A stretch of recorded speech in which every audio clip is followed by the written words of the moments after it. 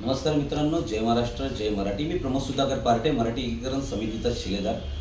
मित्रांनो, राज्य परिवहन सेवा याचं जे बोधचिन्ह आहे, ज्या बोधचिन्हावरती परिवहन जय महाराष्ट्र असं घोषवाक्य लिहिण्यात येतं. परंतु काही दिवसापासून बसेसवरती जे बोधचिन्ह आहे त्याच्यावरती जय महाराष्ट्र या नावाची मोडतोड दिसण्यात येत आहे.